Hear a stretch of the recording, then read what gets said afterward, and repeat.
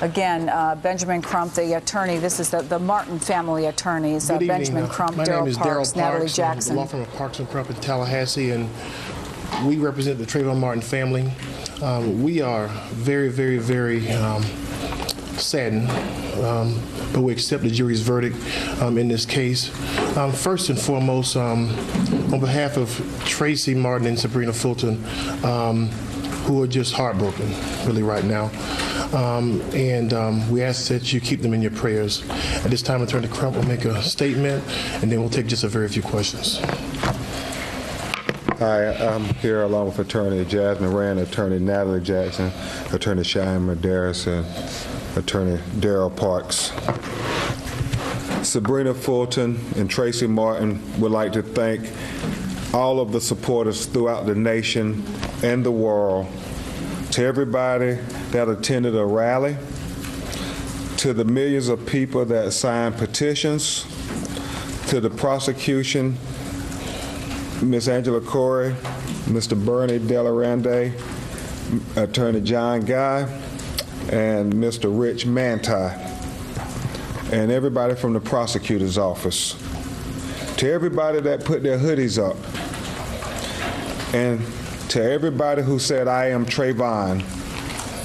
His family expressed their heartfelt gratitude for helping them these past 17 months.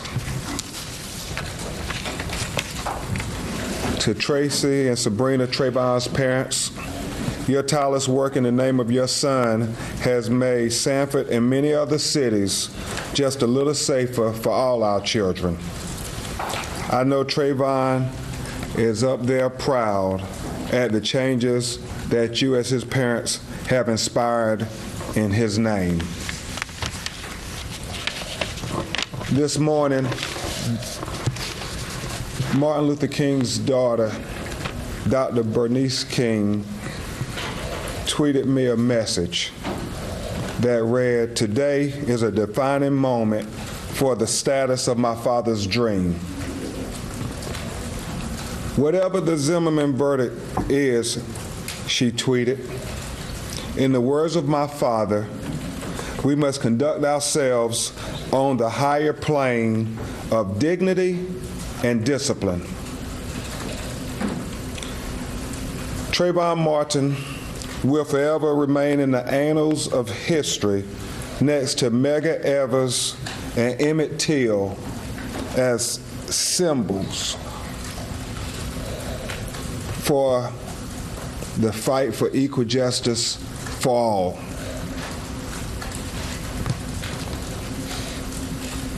Tracy and Sabrina are thankful for all those prayers over the past 17 months since the death of their son. This is a very trying time for their family, and we ask that you respect their privacy. In conclusion, for Trayvon to rest in peace, we must all be peaceful. Thank you. Thank you. Just a couple of questions. Yes. Hi.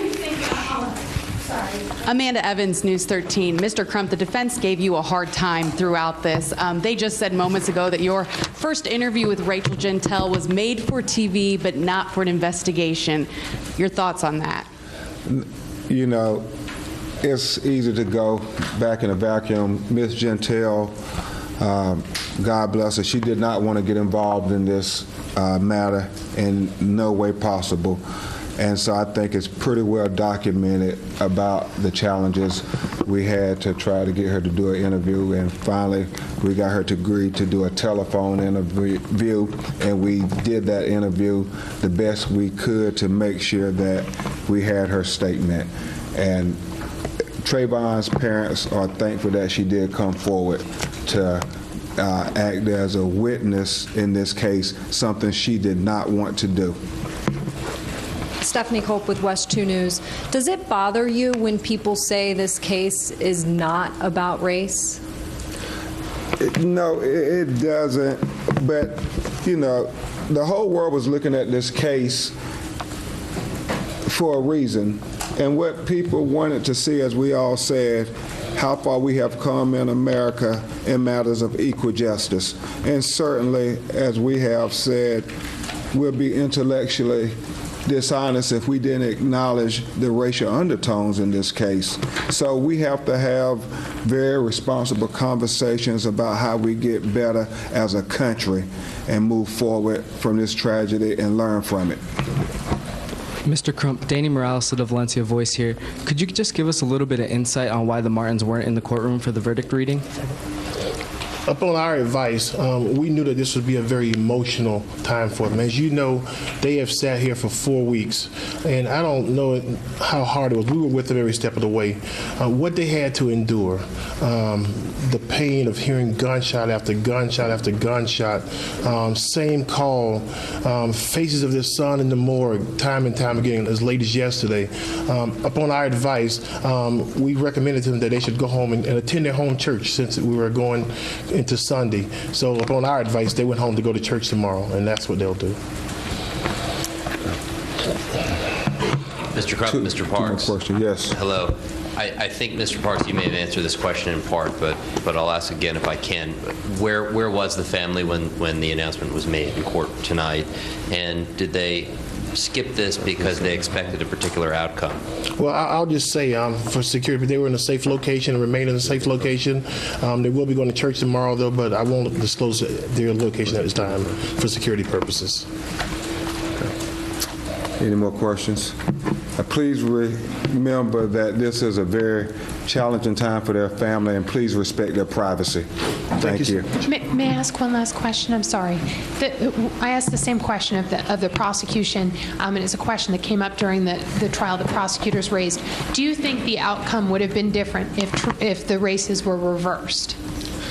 You know, George Zimmerman was black and Trayvon Martin was white. And 7-year-old died.